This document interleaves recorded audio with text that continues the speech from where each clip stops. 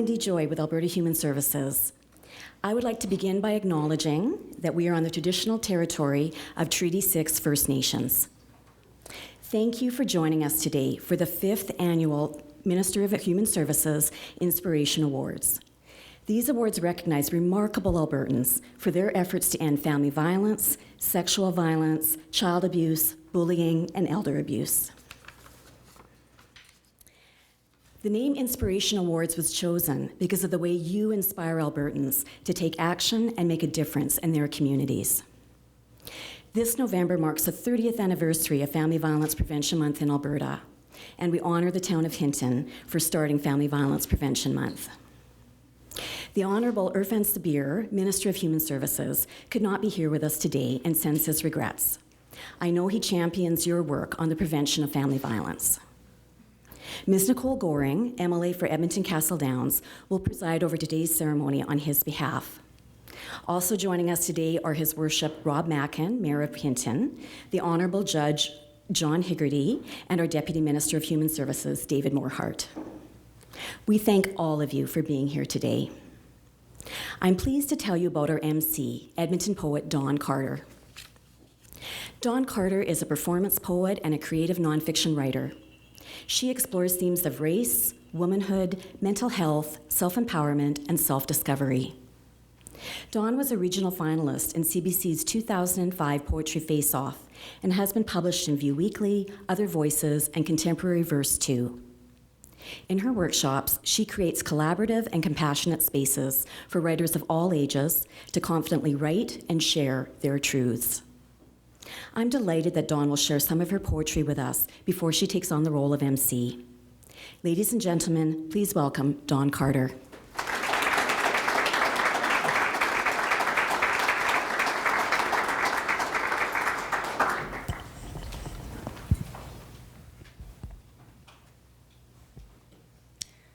So hello everyone. I want all of you to know that the theme of today's awards really resonates with me. It touches my heart and I really feel it. When I was asked to MC, I thought about how family violence affected people that I knew. One of my best friends climbed out of a bathroom window to escape a boyfriend who out of the blue started beating her. This was after they moved to Vancouver, where my friend had no friends, no money, and no resources to rely on. My younger brother and I talk about how people open up to us and tell us their stories, often unprovoked. And my brother and I don't take this lightly. We consider it a gift, a blessing for someone to trust us on such a personal level. So as that person, I've heard stories like this.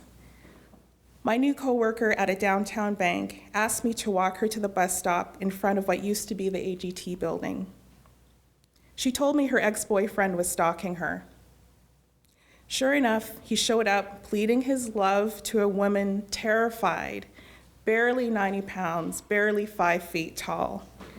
He eventually stopped coming around because he knew I wasn't going anywhere from that bus stop after work. My dental hygienist told me that her husband started abusing her after they moved here from India. The marriage was fine until he started beating her and emotionally abusing her. When I worked in the service industry, a new coworker at the deli told me that her former husband made her undress, then tied her wrists and ankles behind her back and beat her with a 2x4. He knocked out her teeth. And these are just some of the stories that I've heard from people. And it just goes to show that family violence just happens across all spectrums.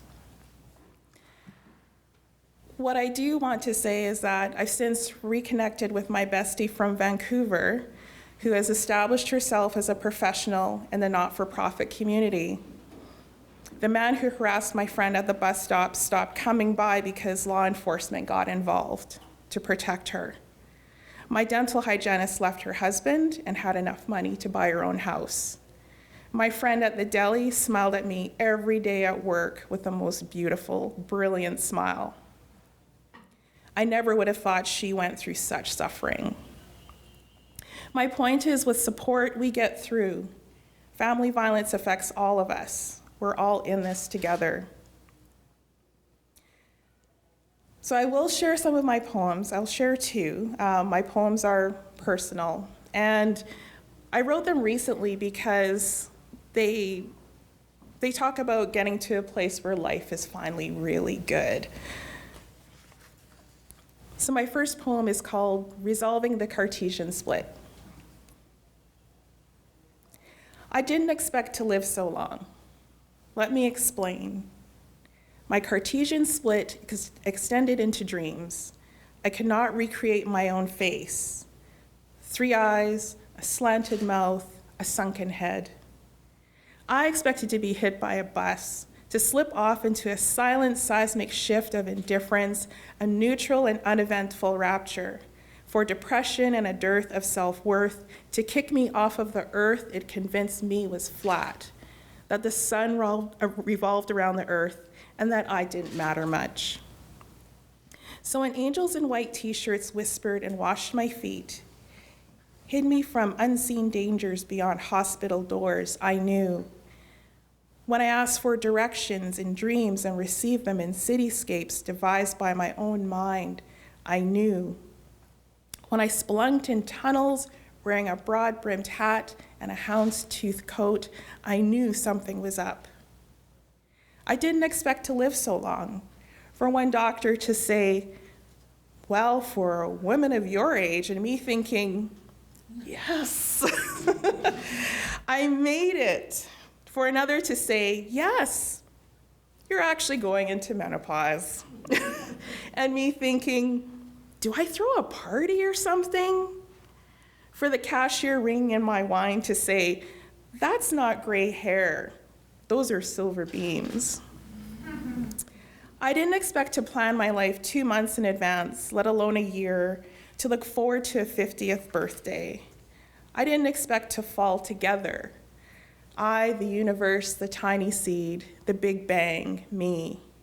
I didn't expect my soul's coalescence in deference to my sly third eye. I didn't expect to finally see 2 eyes, silver beams, and a smile. Thank you.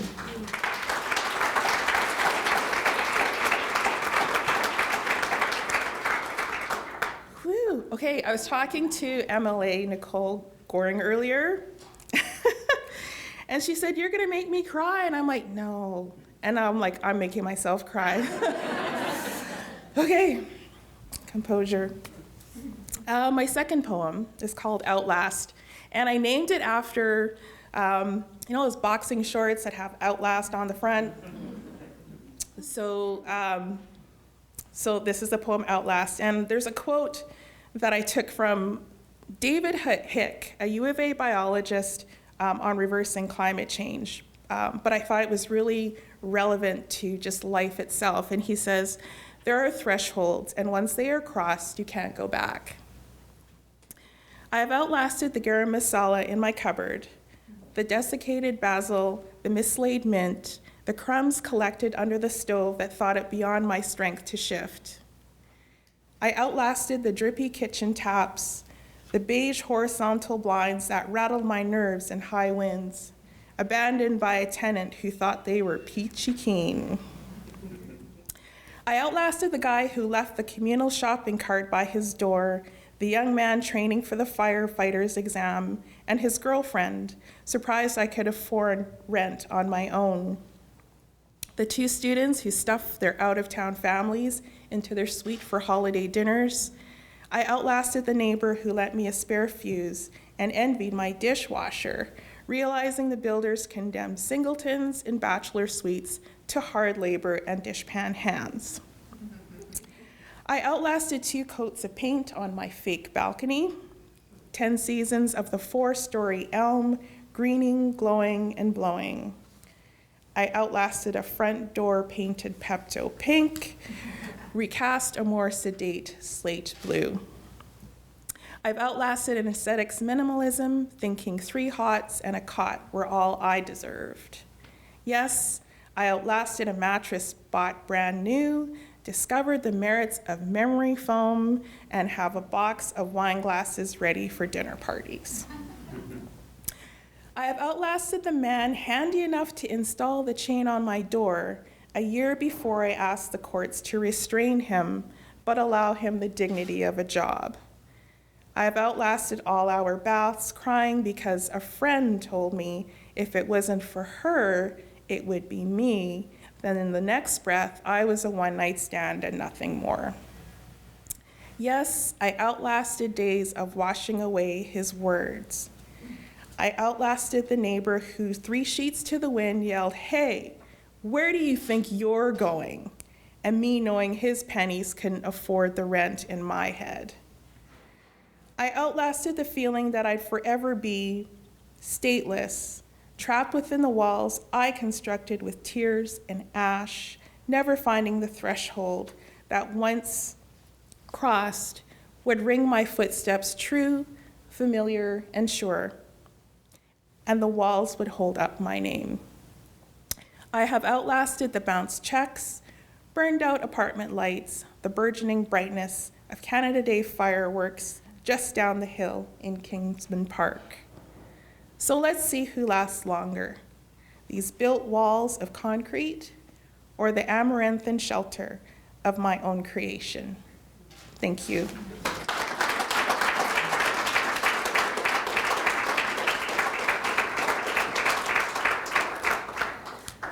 Okay, so I have to get back to my notes.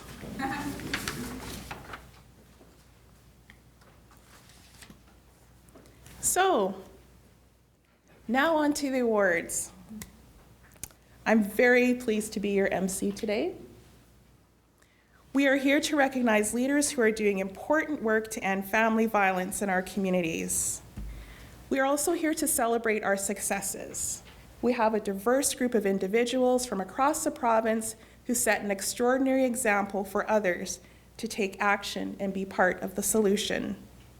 You are often unsung heroes helping others through unimaginable circumstances. At the end of the day, the people you help become heroes in their own lives. The Government of Alberta is proud to recognize your outstanding contributions as individuals and organizations. Representing the Government of Alberta is Ms. Nicole Goring, MLA for Edmonton Castle Downs. And just to give you a brief introduction to Nicole, Ms. Goring is the current chair of the Standing Committee on Families and Communities. Prior to her political career, Ms. Goring worked with Child and Family Services in various capacities as a caseworker, assessor, and as a court coordinator. So we know the issues of family and community safety are near and dear to her heart. Allow me to introduce Ms. Nicole Goring.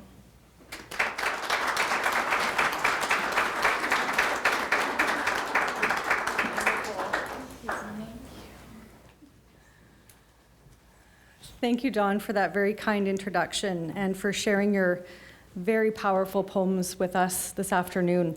I love the reference to the silver beams. I myself call them my Arctic highlights. I also would like to acknowledge that today's event is being held here on traditional territory of Treaty 6 First Nations. I'm honored to be here to bring greetings on behalf of the Premier Rachel Notley, Human Services Minister Irfan Sabir, and my Government of Alberta colleagues. Today's recipients make personal and professional commitments to do what they can to end violence and abuse. I'm honored to have the opportunity to say thank you. Working on issues like family violence is difficult, and sometimes it's hard to see the success. I want you to know that you are making a difference. You are being celebrated today for helping those who are experiencing some of the darkest times in their life. By doing so, you are shining a light for others to follow. All of us here today know that family violence is a persistent and prevalent problem. Right now, in our own communities, many families and individuals are living in fear, and many others are struggling to regain independence after escaping abuse. This is not a problem confined to one particular neighborhood or income bracket. It's not that simple. Family violence affects more than just the survivors and the perpetrators. It affects their children. It affects their neighbors. It affects their workplace. It affects us all. And it's time for all of us to do something about it. You are showing us how. It's not an easy thing to inspire someone. Inspiration goes beyond just making someone aware. True inspiration is encouraging others to act in whatever way they can. But inspiration is just the beginning. We also need to apply focus and direction that will lead to action. That is true leadership. As a government, we will continue to stand with you, work with you, and support your efforts in the community. But today, we are celebrating the great work going on right now across Alberta. Again, thank you for your efforts and your dedication.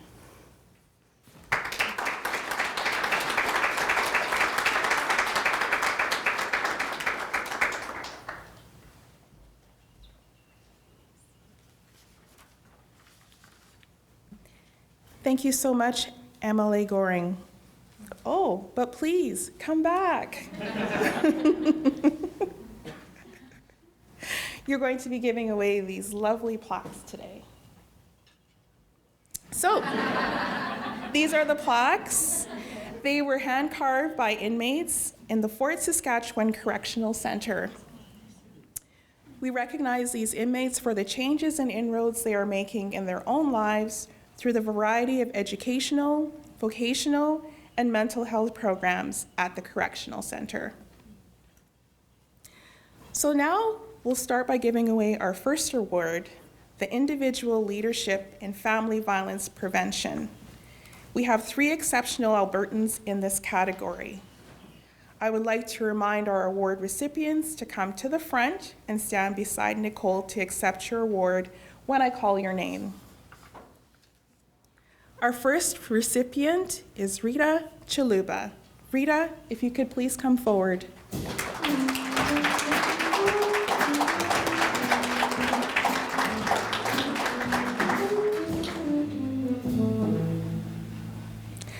Rita's nominator describes her as a vital voice of African Francophone women in Edmonton.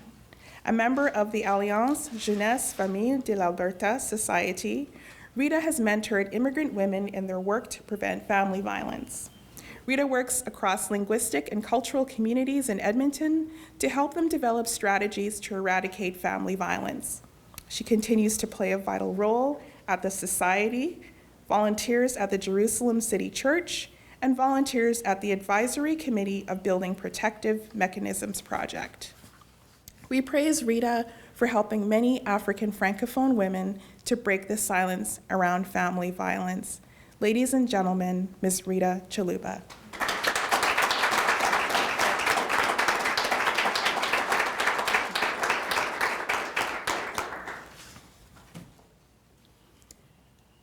Our second recipient for individual leadership in family violence prevention is Corey Winus. Corey, could you please come forward?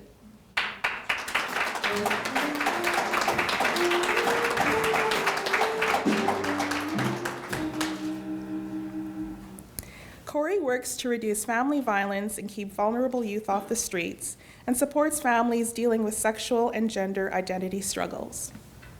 He began this journey 26 years ago at Lethbridge Family Centre. In Edmonton, he has also worked with HIV Edmonton, the Institute for Sexual Minority Studies and Services, and the Reach Edmonton Immigrant and Refugee Initiative. He also volunteers with Men Edmonton, a group that supports men and boys in forming and maintaining healthy relationships and lifestyles. His nominator says, Corey is an inspiration to many and has saved lives through his dedication, commitment, and loving heart. Ladies and gentlemen, Mr. Corey Winus.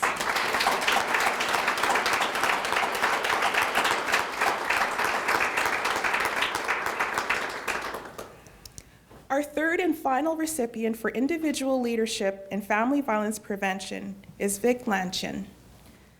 Vic, could you please come forward for your award?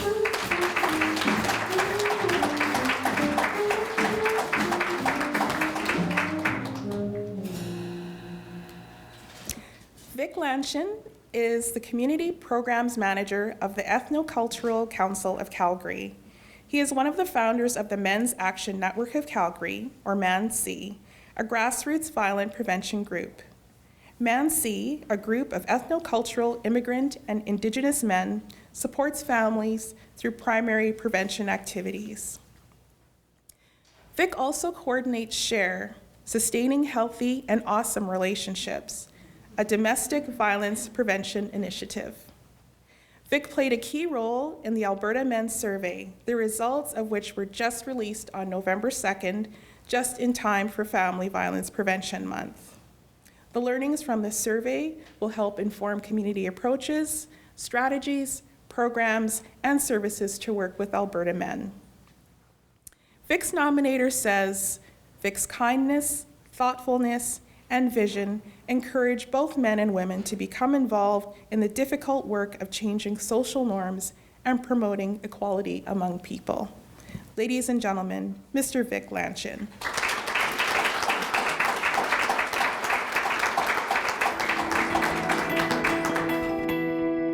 We're now joined by Vic Lanchin. Now, he's with the Ethnocultural Council of Calgary. Thank you so much for coming up and joining us today. Now, your organization does some incredible work in the Calgary area. Just touch for me on what the organization does. The organization, it's Ethnocultural Council of Calgary. We are part of a collaborative movement that looks at addressing domestic violence from the primary prevention point of work. So we collaborated with different organizations, not only in Calgary, but Alberta, to look at what are the capacities, resources, services, and supports and needs by men in order to initiate or even nurture healthy relationships and their well-being, which is actually we found out that it's very important in primary prevention work. Now, the primary prevention, you're the first step. Yeah. So how do people reach out to you? What we did actually is we're on the inquiry stage. We did a survey, and we had a survey in 42 unique localities in Alberta, and we asked men regarding the capacities, resources, and services they need and their needs, and we had some recommendations. And these recommendations are now out in the community and in the sector. And the sector actually appreciates this survey or these initiatives very much because this is one of the first in not only in Alberta but in Canada, looking at what men needs. And why is it so important to coordinate the men with this part of the culture?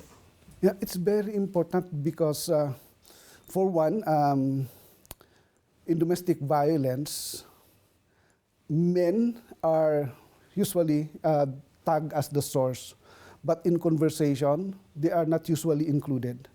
Their names or even men only come up when there are cases or even some murder or even some horrible incidents involving domestic violence. But regarding conversations on what they need in order to foster healthy relationships among their partners, they're not involved. So this is very important. Amazing. Now, your organization, you said, is based in Calgary, but you help the other areas. What other ways are you helping the community? We're also doing some work with the leaders in the community. And we're doing some community-led effort in addressing domestic violence. And we're looking at these natural supports. The natural supports are those members of the community who are helping the other members of the community who are having issues or problems in domestic violence. And in ethnocultural community, we know that cultural and linguistic barriers sometimes prevents members of the community from accessing formal or institutionalized services. And we're doing some capacity building and training. That's one of the work that we do at Ethnocultural Council of Calgary. And so we train peer mentors. We do work with role models and mentors in the community. Amazing. Well, congratulations. Thank you so much for joining us. Thanks, Bianca, for this opportunity.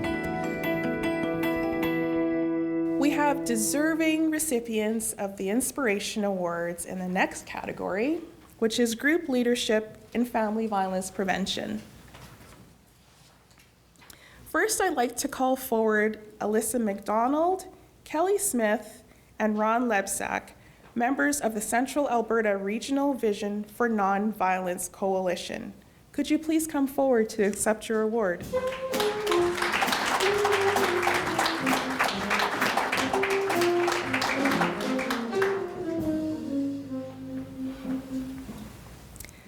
The Central Alberta Regional Vision for Nonviolence Coalition started in 2014 and serves several communities in Central Alberta. The coalition includes a wide variety of stakeholders from school divisions, emergency shelters, and religious organizations. The group addresses family violence and bullying in their communities and also leads community events, including Family Violence Prevention Month, Pink Shirt Day, World Elder Abuse Awareness Day. The work of this coalition continues to make a difference in the lives of Central Albertans. Ladies and gentlemen, the Central Alberta Regional Vision for Nonviolence Coalition.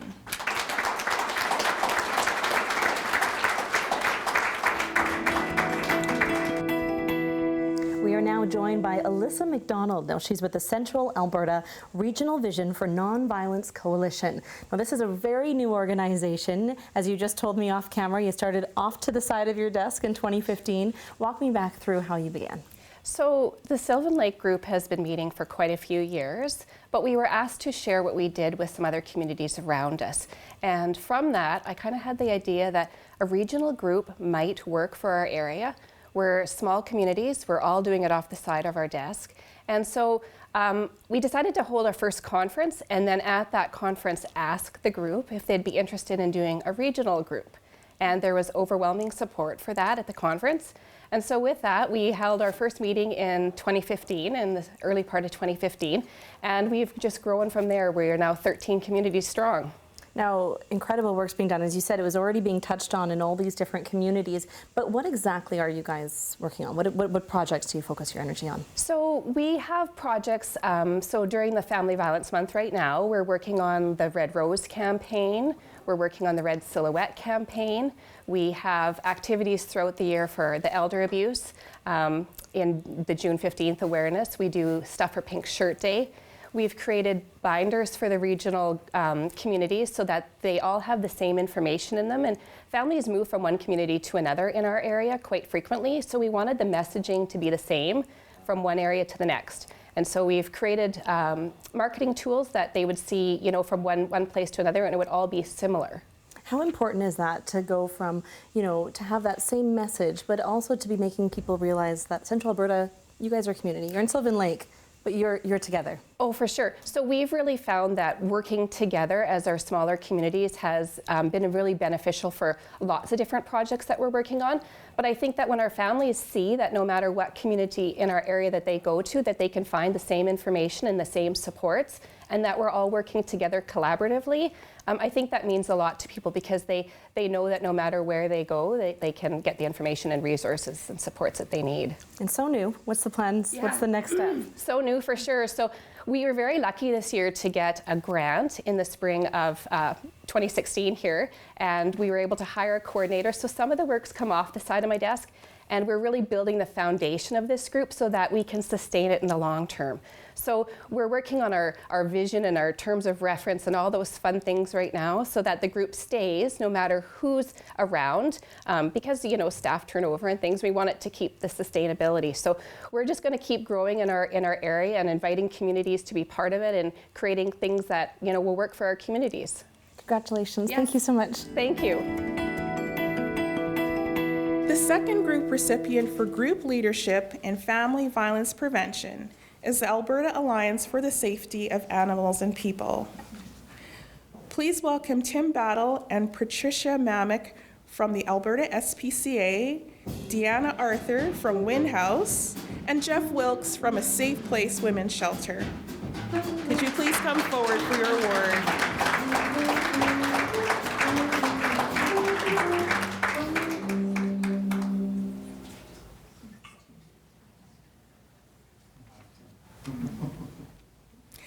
In its 2012 study of women's shelters across Alberta, The Alberta SPCA found that 59% of pet-owning women remained in abusive relationships out of concern for their pets. The Alberta SPCA then brought together a coalition of agencies to study the problem and propose solutions. This group became known as the Alberta Alliance for the Safety of Animals and People and serves as an advisory board for the Pet Safekeeping Program. The program provides temporary foster care and treatment for the pets of domestic violence victims who otherwise would have remained in violent situations. The program allows women experiencing family violence to look after themselves, knowing that their pets are cared for. Ladies and gentlemen, the Alberta Alliance for the Safety of Animals and People.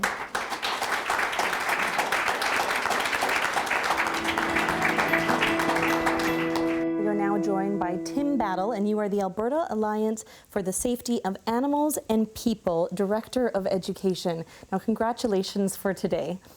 Thank you. Thank you. It's great to be here. Now, you look at your organization, and I was just fascinated. It started only in 2012. What was the thing that you guys produced with the SPCA discovering about women and domestic violence? Well, yeah, actually, I work for the Alberta SPCA, and we did this study that we released in 2012 of domestic violence shelters around Alberta. And we found that, among other things, 59% of the women in those shelters delayed leaving their abusive situations because of their pets. You look at that number, and that actually blew my mind when I first read it. It really touches your heart when you think of how many of people, you know, a pet is part of your family. So how did you guys step in, and how were you able to help? Well, what we did was we got together this alliance, the ASAP Alliance, and that's composed of a multitude of different organizations, both animal welfare organizations and human service organizations. And so we said, well, what should we do about it? Now we've measured the problem, what should we do? So one of the first things we thought we would do would be a pet safekeeping program that will eventually expand province-wide. We started in the Edmonton area. We now go out as far as Lloydminster, Whitecourt, Westlock, and so on. And so we'll look after the pets for domestic violence victims so that they're not burdened with the decision of having to leave the pets behind. They know that the pets are safe, and so they can then leave those situations themselves. You know, there's so many great organizations here in Edmonton. We have LaSalle, we have Wings of Providence, so these families can go there, and then you guys hold on to their animals. Your staff probably have incredible stories of reuniting or how they've made a difference. What for you is one of your favorites? Oh, you know, they do, and you know, sometimes we don't hear what happens, but we often do. And just last week, one of our clients had called to our pet safekeeping coordinator and said just how grateful she was, just that you know, it just relieves that whole burden so that she could think about herself and her future without having to worry about her pet. And she was just immensely grateful, as all of our clients have been, really. So you guys take the pet, and then you're able to reunite them once again, correct? Right. Yeah. They start off with a veterinary checkup and get any shots that they might need, and then they go to foster homes, and then once the stay in the shelter is done, they're reunited with their owners. Incredible. Well, congratulations. Thank you. Our third group recipient for group leadership in family violence prevention is Lives in Transition. Would Jill Dean, Amy Penny, and Vanessa Barber from Lives in Transition please come forward for your award?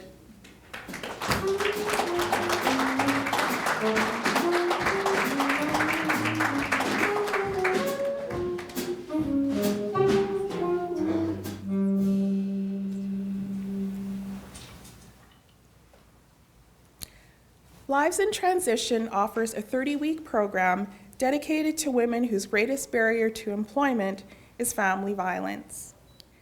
The program empowers women with realistic expectations that support healthy changes. Women are supported through the process of fully understanding the impact of family violence on themselves and their families. The agency's holistic approach includes weekly groups, one-on-one counseling, daily meditation, and yoga sessions, engaging coursework, Empower You and Triple P programming, and also team building. Since its creation in 2013, Lives in Transition has helped over 300 women to become more independent, realize their self-worth, and set successful career paths that encourage their potential. Ladies and gentlemen, Lives in Transition.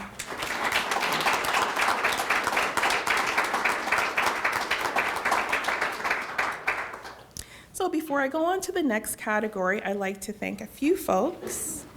Some of the members of the Inspiration Award Selection Committee are here today in the audience, so if you could please wave your hand when I call your name.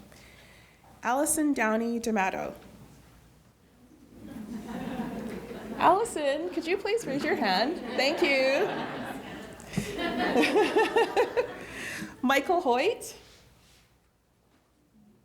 and Louise Hayes. They had hard decisions to make as we received many outstanding nominations. Thank you for your efforts.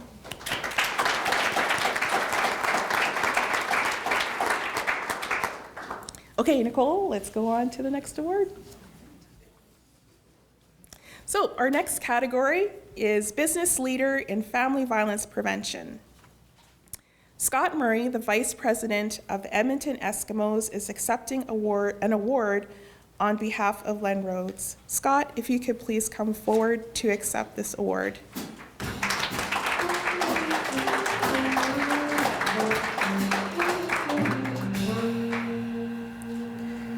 Len Rhodes is President and CEO of the Edmonton Eskimos. He also serves on the board of the Edmonton Chamber of Commerce. Len supports many causes that address family violence. In 2014, Len committed the Eskimos to participate in the Alberta Council of Women's Shelters Leading Change program.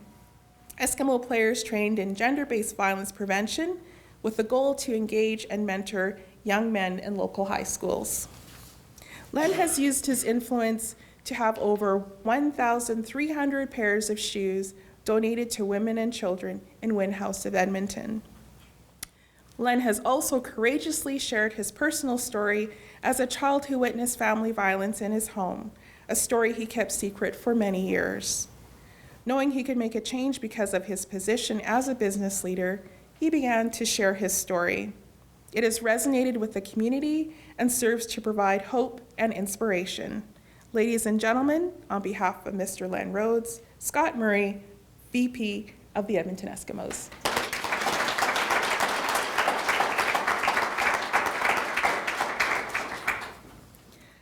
Our next category is for Leadership in Sexual Violence Prevention, Individual Award.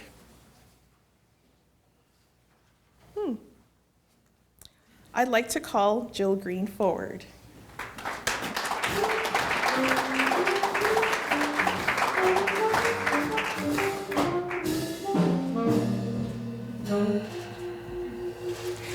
We recognize Jill for her outstanding work on sexual violence prevention, education, and response on campus at MacEwan University in Edmonton.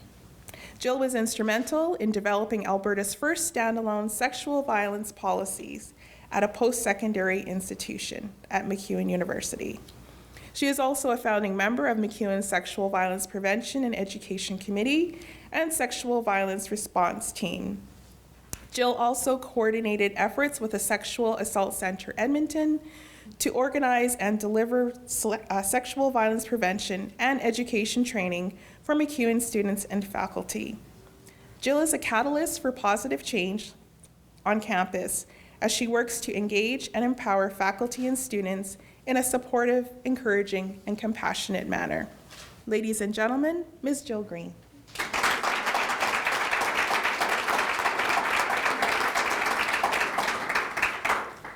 Our next category is Leadership in Sexual Violence Prevention, Group Award. I'd like to call Ashley Lim, Greg Jans, and Marlon Walker from the YWCA Edmonton. Could you please come forward?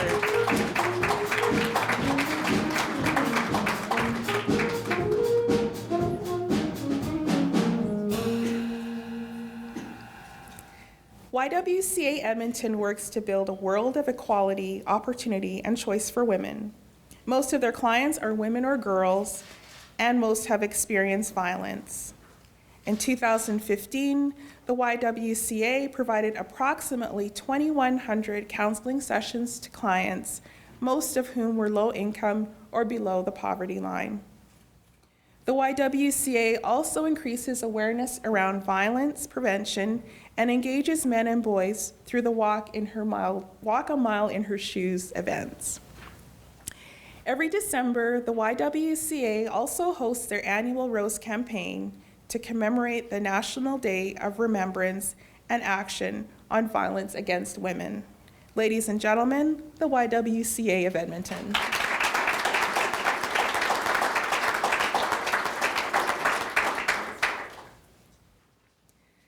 Our next category recognizes leadership in prevention of child abuse. We have two outstanding recipients in this category. Our first recipient, Dr.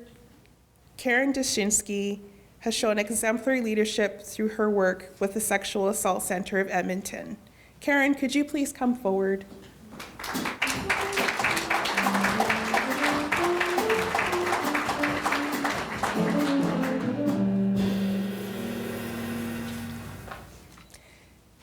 Karen is the Director of Client Services for the Sexual Assault Center of Edmonton.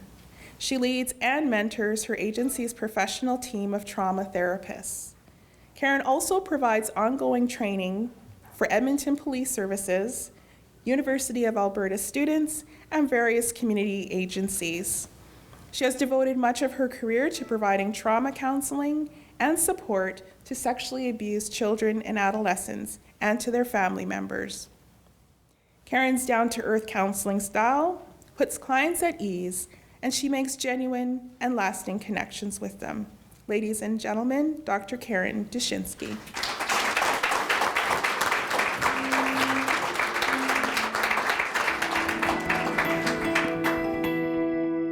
I'm now joined by Dr. Karen Dushinsky. She's with SACE, otherwise known as Sexual Assault Center of Edmonton.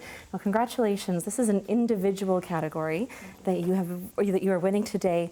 When you look at your career, 17 years in this industry, let's roll back a little bit. What does SACE do for the community? Well, you know, SACE has been around for over 40 years, and we support victims of sexual abuse and sexual assault. Under the, down to age 3, all the way up to, I think my oldest client's about 67 or 70, so all age ranges down to age 3. And we provide our services no charge to the clients. So it's a really unique service.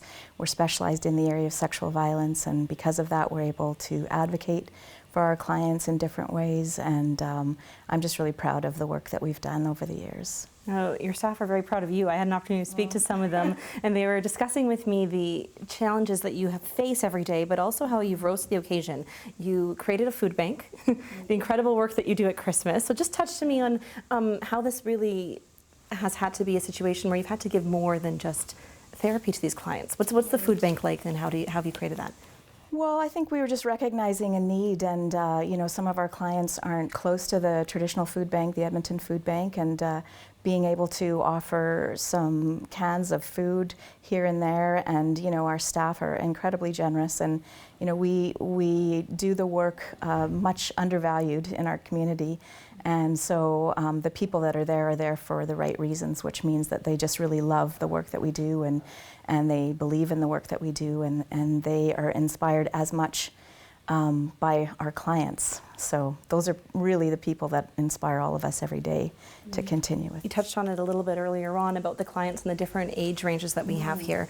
When you take a look at the work that you're doing, for you, what's a story that really has impacted you and really makes you give you strength to do the work that you're doing? Yeah. I would feel like it's a tapestry of stories, and we have to find meaning in our work every single day. So it's not just one story, it's laughing children coming down the hallway dressed up in fairy outfits to, 50, 60-year-old women that for the first time in their lives are feeling believed and supported and safe. So for me, the work is really about all of those narratives that we haven't heard a lot about over the years. So incredible. Well, congratulations. Thank you so much. Thank you so much. I appreciate it. Thanks. Our second recipient for leadership in prevention of child abuse is Dr. Nicole Letourneau. Nicole, could you please come forward?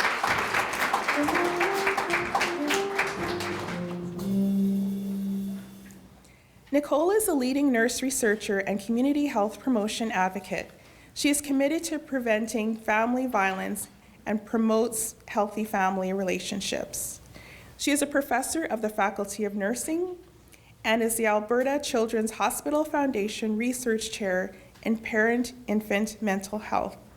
She is also the Director of Research and Education for Solutions to Violence, or RESOLVE, at the University of Calgary. As RESOLVE's Director, she works on many family violence projects, all designed to guide community agencies in best practices. Nicole's nominator praises Nicole for her outstanding commitment, leadership, and dedication to this field. Ladies and gentlemen, Dr. Nicole Letourneau.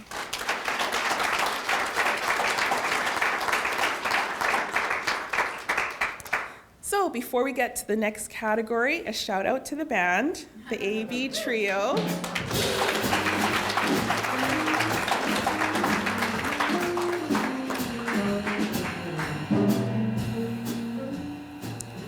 We want to thank the wonderful AB Trio for playing their music during today's ceremony. We are fortunate to have this in-demand Alberta group here with us to give us that Oscar panache.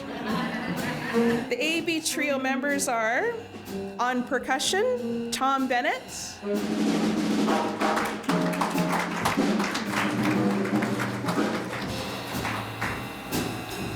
On saxophone, Dan Davis.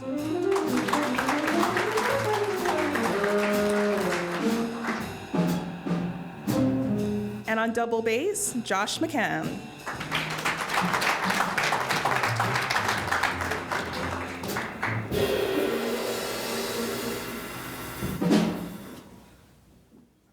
Okay, Nicole, on to our next category.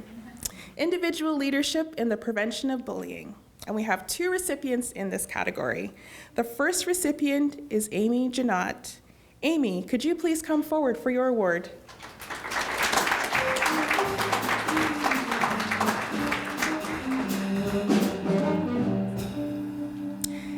Amy Janot works for UCAN Youth Services, is a student support worker at Westmount Junior High in Edmonton, and is a youth worker in the community.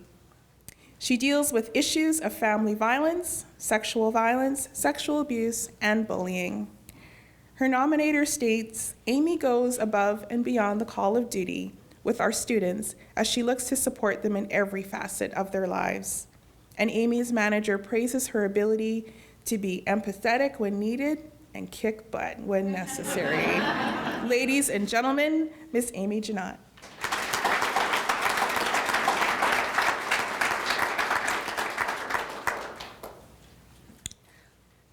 Our next recipient for Leadership in Prevention of Bullying Individual Award is Sarah Weaver. Sarah, could you please come forward?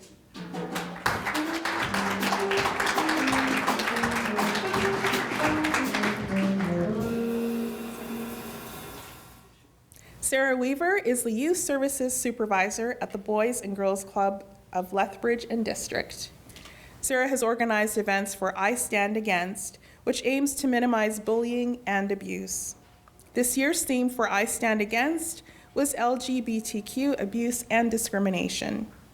She organized an interagency event and a show of solidarity for Lethbridge's LGBTQ community, which was supported by over 600 people. And that's no small feat in rural Alberta.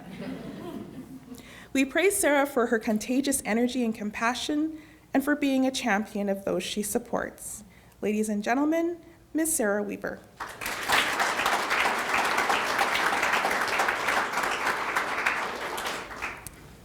Our next category is Leadership in Prevention of Bullying for a group or organization, and we have 3 notable groups in this category.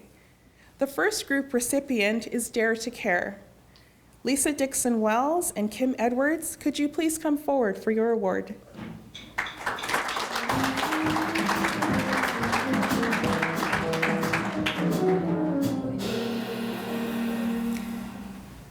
Dare to Care understands that bullying is a societal issue and that everyone in a school, a community, or workplace is responsible for changing behaviors.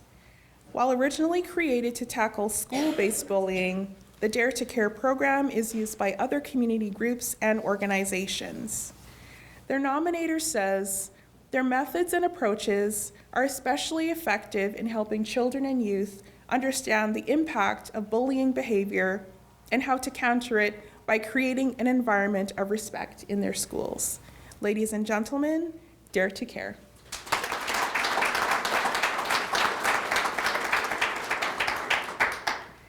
Our second recipient for group leadership in prevention of bullying for a group or organization is the Cold Lake Bully Free Committee.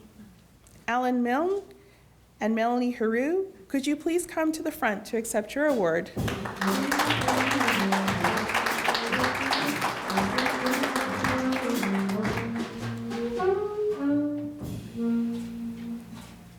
The Cold Lake Bully Free Committee is made up of volunteers from service agencies, schools, businesses, and individuals.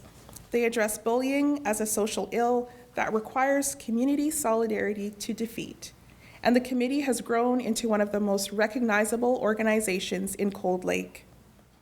With their distinctive logo and bright pink t-shirts, the committee works to end bullying through partnerships, public engagement at community events, and by providing resources and support to create bully-free environments.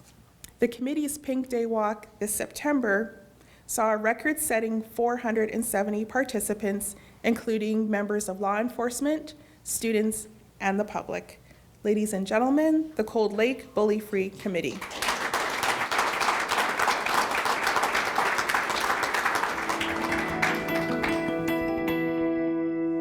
I now have the opportunity to be joined by Alan Milne from the Cold Lake Bully Free Committee. What a neat organization. I was doing some research on you guys, and you have done some really special things this past year. Just to start off, Yes. touch on for me what the organization does. Sure. So with Cold Lake Bully Free, we focus on anti-bullying campaigns, supporting both people who are subjected to bullying and also those who maybe perpetrate bullying. But we very much recognise that bullying goes far beyond the school gates. So we work with multiple organisations. So this year we've really focused on the youth as future leaders of change. But also we did a really neat thing just recently with focusing on senior abuse, which was really interesting to be involved with. So.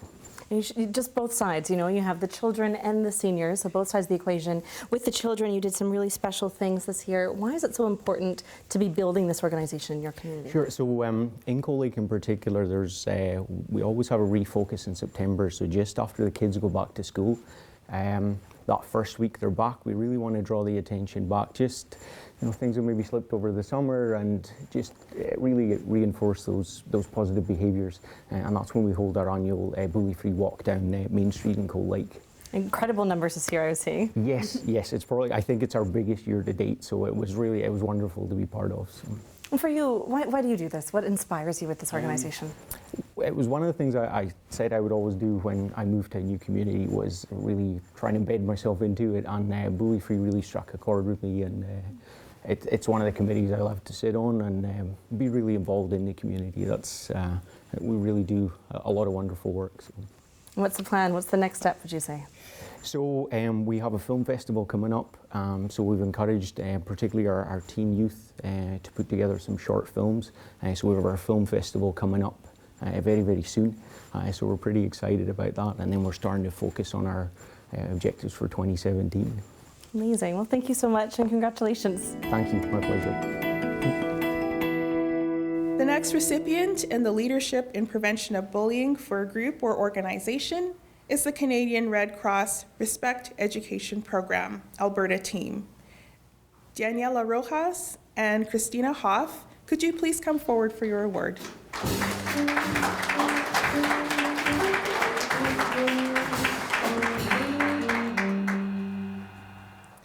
The Alberta Respect Education team, based in Calgary, uses prevention, education, and response to help individuals and communities create safe environments free from abuse, bullying, and exploitation. The Beyond the Hurt Bullying and Harassment Prevention Program helps children in grades 6 through 12 develop empathy and respect. The program supports the belief that all youth, those targeted, those who use bullying behavior, and those who witness it have a critical role to play in preventing violence. Beyond the Hurt equips adults and children with tools to take a stand against bullying. Ladies and gentlemen, the Canadian Red Cross Respect Education Alberta team.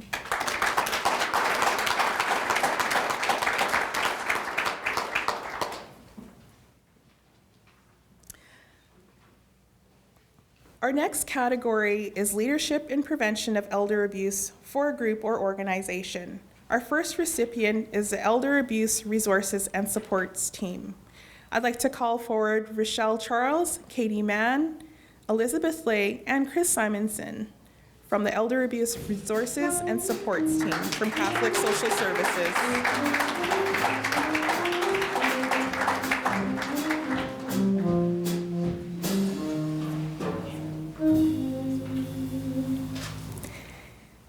The Elder Abuse Resources and Supports team is a program of Catholic Social Services in Edmonton. It provides support, assessment, referrals, information, and presentations to elderly adults who are at risk of abuse or neglect.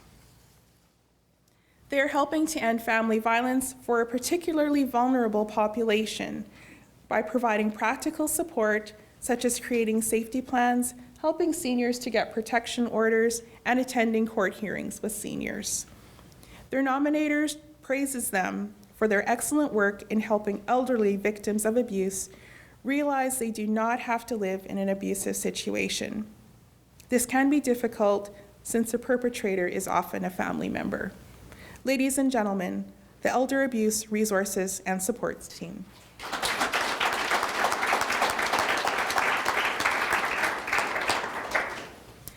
Our second recipient of our Leadership in Prevention of Elder Abuse Award is the Lethbridge Elder Abuse Response Network. Tanya Purdy Fisher and Laura Barrett, could you please come forward to accept your award?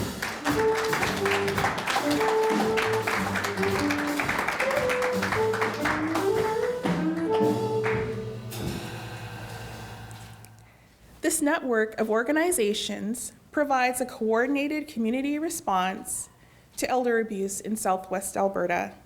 This includes a continuum of supports and services from across sectors: health, law enforcement, and social service agencies. By having a registered social worker case manager in a senior center, the Lethbridge Elder Abuse Response Network is uniquely positioned to interact closely with victims and their peers. This increases the likelihood of an abuse victim disclosing mistreatment. Through public education, they help reduce the stigma around elder abuse and foster an open dialogue throughout the Lethbridge area. Ladies and gentlemen, the Lethbridge Elder Abuse Response Network.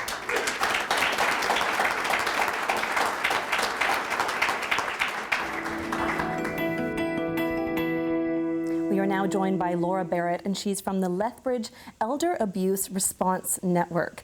Now, you guys are doing some incredible work down there in Lethbridge. Relatively new organization. You only started in 2008. So how did you start?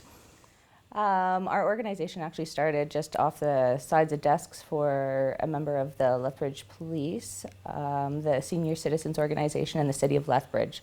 So there was 3 individuals that kind of started it up, and then we were able to obtain some funding. So originally it was education awareness kind of based.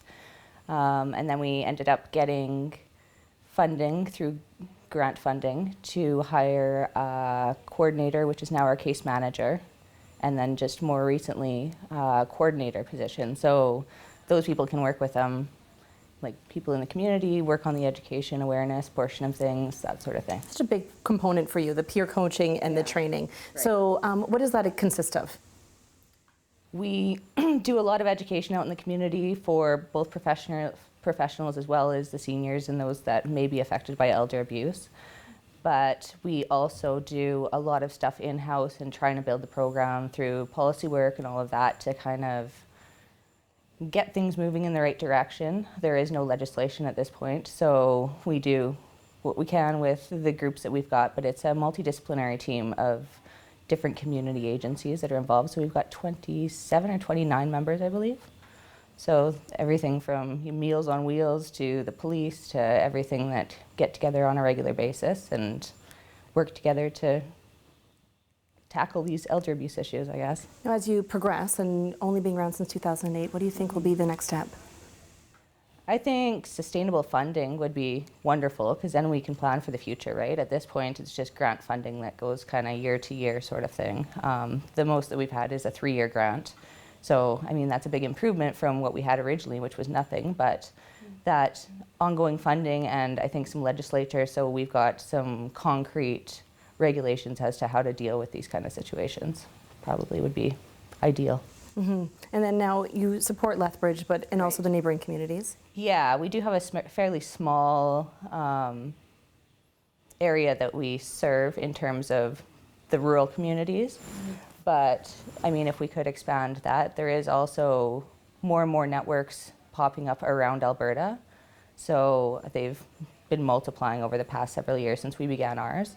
So we're trying to work with those other communities to kind of teach them how to build their networks and show them kind of what we've done over the years too. Incredible. Well, thank you so much and congratulations. You bet. Thank you. The next award is the Emerging Excellence Award. Magda Habdagargis, could you please come forward for your award?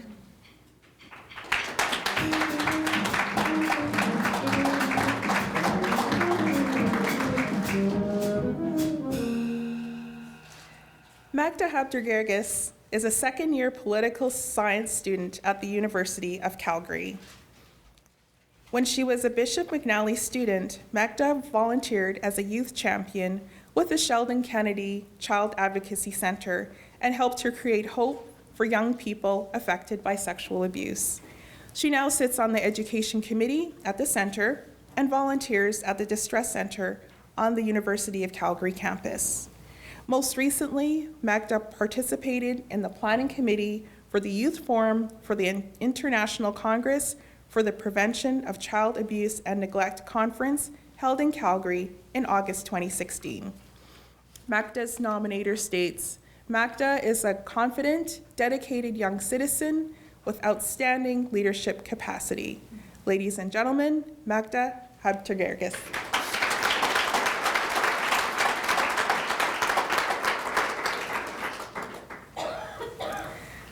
Our next award is the Outstanding Service and Dedication Award. I'd like to call Kelly Buckley forward, who will accept this award on behalf of her late husband, Patrick Dillon.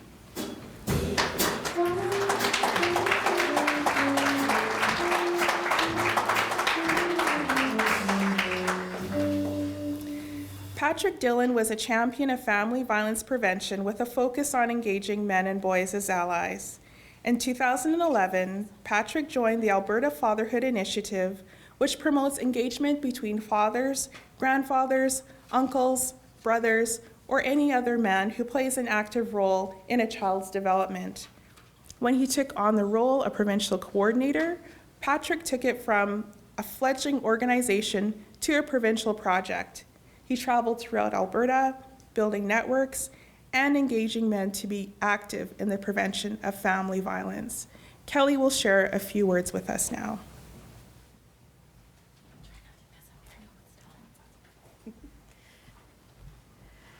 Thank you so very much. I feel very privileged to be here today to accept this award on my husband's behalf.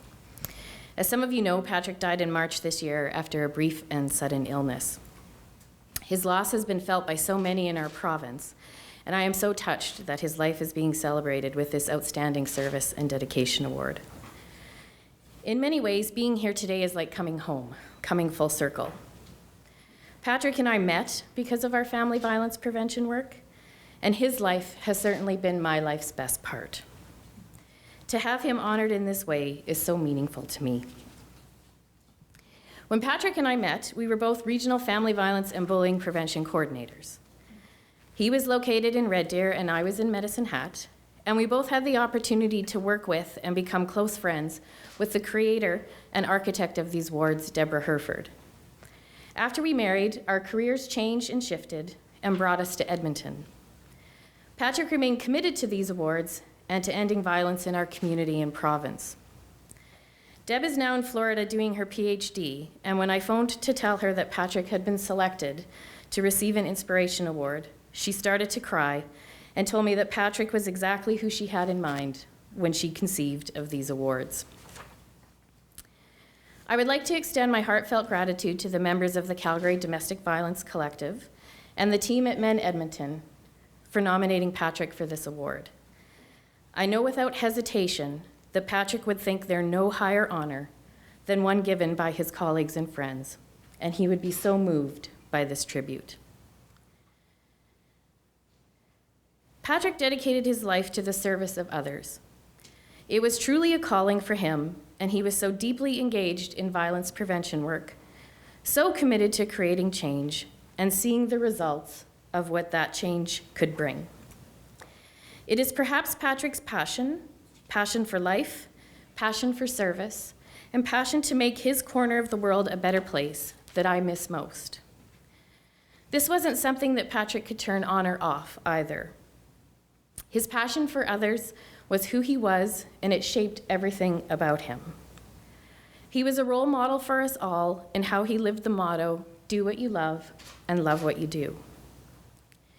His colleagues and friends have shared many touching stories with me about Patrick and his lifetime of work. And they use words like brave, passionate, great, kind, wonderful, and extraordinary to describe him and the impact he has had on families.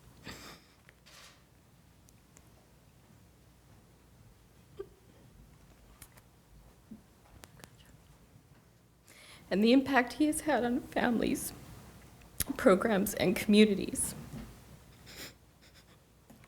Even in Patrick's last moments, one of his medical team members, upon learning that Patrick was the Patrick Dillon of Alberta Father Involvement, remarked at how amazing Patrick was and the work that he did to make good dads great dads. I would like to close by sharing a quote that defined and motivated the work and commitment Patrick had to ending violence. It will be familiar to many of you, but it is most appropriate for this occasion. It's called Priorities. 100 years from now, it will not matter what my bank account was, the sort of house I lived in, or the kind of car I drove. But the world may be a different place because I was important in the life of a child. One person can be an inspiration. One person can make a difference. Patrick did, and he is so deeply missed. Thank you so very much for this honor.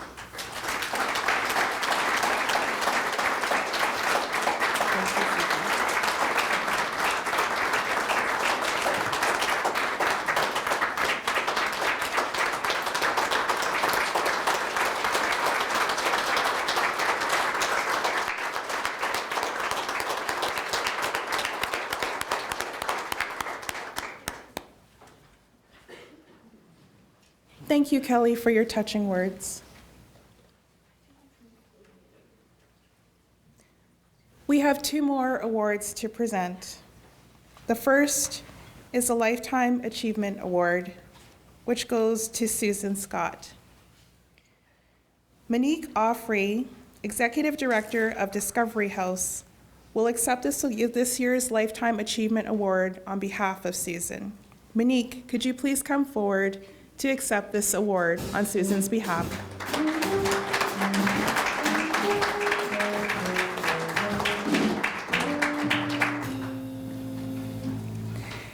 As an editor at the Calgary Herald, Susan encouraged her journalists to write articles revealing women's struggles with family violence. As a freelance journalist, Susan wrote All Our Sisters, Stories of Homeless Women, which prompted the first 2 national conferences on women and housing. It drew attention to the connection between family violence and homelessness for Canadian women. Susan's work led to the development of 3 affordable housing projects for women in Calgary: Discovery House, the first housing first project in Canada for women fleeing violence, and Brenda's House, a family emergency shelter in Calgary. Susan continues to speak across Canada on the effect of violence against women and children. And Monique is accepting the Lifetime Achievement Award on Susan's behalf, and she will say a few words.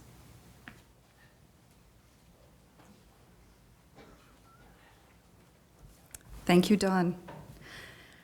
As a journalist and editor of the Life Today section of the Calgary Herald, author and catalyst for the development of All Our Sisters, a national network and conference addressing the issues affecting homeless women and women at risk, Ms. Scott has been instrumental shedding light on domestic violence and its connection to homelessness for women in Canada. Her contribution to helping to increase awareness on domestic violence through her journalistic career has spanned 4 decades. A graduate from Oxford University, Susan began her career in Calgary as a journalist with the Calgary Herald in the 70s. As editor of Life Today, she encouraged her journalists to write articles revealing women's challenges with domestic violence. She wrote articles on the difficulties faced by women leaving domestic violence, living on marginal incomes. Ms. Scott was the first to identify to the Calgary Homeless Foundation women leaving domestic violence were homeless. The Calgary Drop-In and Rehab Center invited Susan to write a book as she identified the women's needs, often those fleeing domestic violence, were not being met at mixed shelters.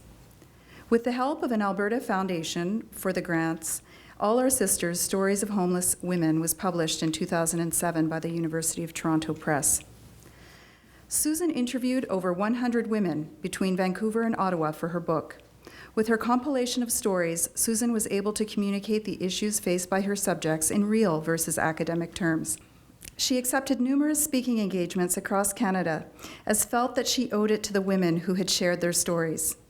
An outcome of these presentations was the first national conference on women and housing security held in London, Ontario in 2011. In fact, that is where Susan is today as the keynote speaker for the Canadian Alliance to End Homelessness Conference and the All Our Sisters Conference. She's very sorry she couldn't be here today. She said, yay, at the award, but could you please go on my behalf because, of course, she is very committed to that program. The National Network and Conference of All Our Sisters has a mission to focus on safe, sustainable housing for women in Canada.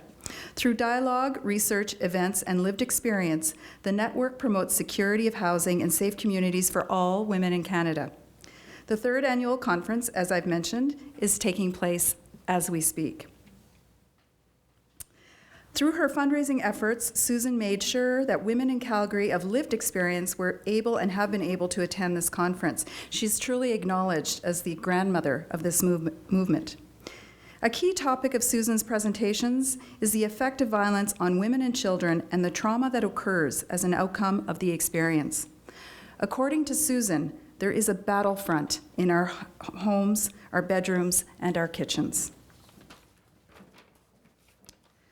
Susan is an activist, a volunteer in Calgary. She started a writers group at the Alex that has given the clients of Homebase and the Alex a voice to tell their stories. She's a volunteer with organizations such as Servants Anonymous. Susan, the world traveler, has just gotten back from a trek along Hadrian's Wall in the UK. She has traveled to many dangerous places in the world, and this gives her great context for the lifetime of work she has completed in our community as a friend of people in need. As an organization whose mission it is to end domestic violence, we at Discovery House are proud of the pioneering work that Susan has done and the impact she has had in raising awareness regarding the intersection of domestic violence and homeless for women and children in Canada. Thank you.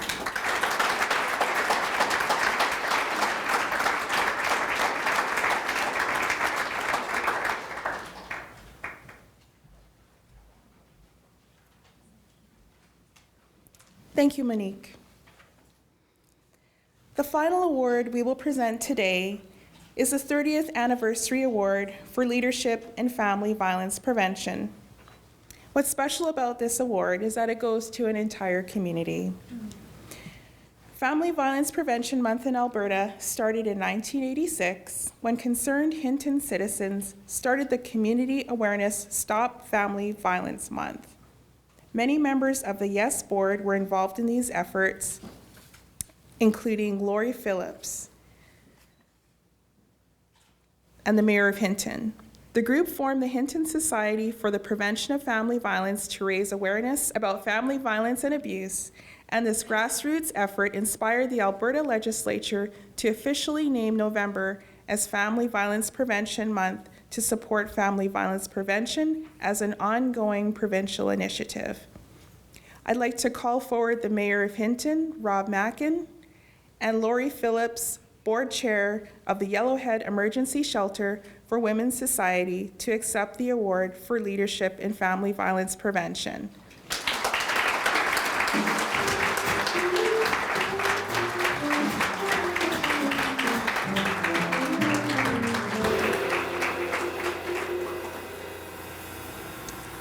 So Rob Mackin and Lori Phillips both have a few words for us today.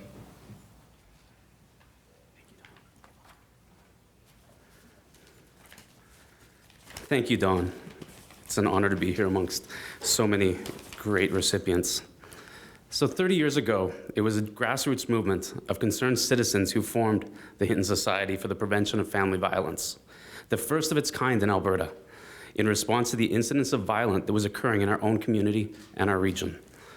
Residents of Hinton and West Yellowhead, Catherine Kennedy, Marge Luger, Ruth Egan Hall, Barb Prescott, Kathleen Waxer, Glenda Carter, and Marinette Tremblay were all instrumental in bringing the issue to light and creating and growing Family Violence Prevention Month. It's an essential awareness event to the state. So today, that movement continues with concerned Hintonites who stage, support, and attend events in our community. The movement continues with the action demonstrated by the 8 provincial ministries in Alberta that are involved in the response to family violence. The movement continues because family violence continues. The impact of Family Violence Prevention Month has been far-reaching in Hinton. Our community is familiar with the resources offered and available, and they're aware of who to call today in their time of need. Community organizations such as Hinton Victim Services, the Hinton Friendship Center, and the Yellowhead Emergency Shelter, in addition to the events that take place each November, they help educate our residents on where to turn when they encounter family violence in their own homes, or the homes of their friends, or their loved ones. But the larger impact of Family Violence Prevention Month today is, once a taboo topic has been given the attention needed to create real change in our province. Family violence is an issue that knows no biases. It's not income, nor education, region, or religion. Family violence awareness increases, though, when we gather, like we have here today, to acknowledge the strides being made to reduce its prevalence when we seek to connect victims with the resources that they need to heal and need to rebuild, when we identify ways to further assist and support those who are just seeking help. So today, I'm proud on behalf of the town of Hinton, thank you for recognizing the efforts of the people responsible for bringing this issue forward 30 years ago and establishing November as Family Violence Prevention Month. Thank you.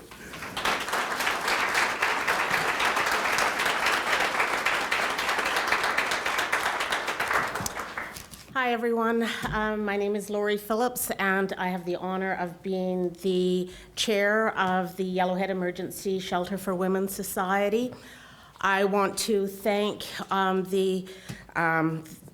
the people that, the selection committee that have honored us so greatly today, because there are so many people here that are truly inspirational. So we are indeed honored. I wasn't involved at the start in 1986. I didn't become involved with the shelter until the mid-90s, but I have had the opportunity to watch that vision be nurtured and grow to become a provincial initiative, and it has been thrilling to be part of that. The shelter continues to be such a respected agency within our community, an agency that is always open to partnership, and it's because of our relationship with our community, our mayor and council, that we are able to, that with their support, we are able to continue to serve the people that need our services. And I would just like to thank each and every one of you for bestowing this honor on us. Thank you.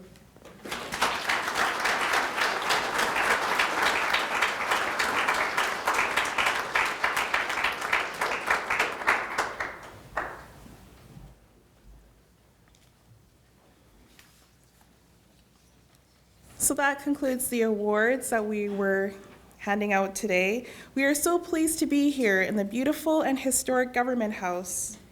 And we sincerely thank the Government House staff for their help to put together this wonderful event. We also thank Shaw TV for filming the Inspiration Awards today. Shaw TV will be airing the award show across Alberta during Family Violence Prevention Month this November. I would also like to thank the Community Services and Supports Division of the Ministry of Human Services for organizing this event. It's truly humbling to be surrounded by so many remarkable Albertans in one room. And we congratulate every one of today's nominees. And I would like to thank everyone in our audience for taking time to be here with us today. You are all invited for coffee and refreshments upstairs on the second floor, so you have an opportunity to meet and congratulate today's award recipients. And I also encourage you to strike up a conversation with someone you don't know to learn about the work they are doing to support Albertans in family violence prevention. Thank you again, everyone, for attending the 5th Annual Ministry of Human Services Inspiration Awards.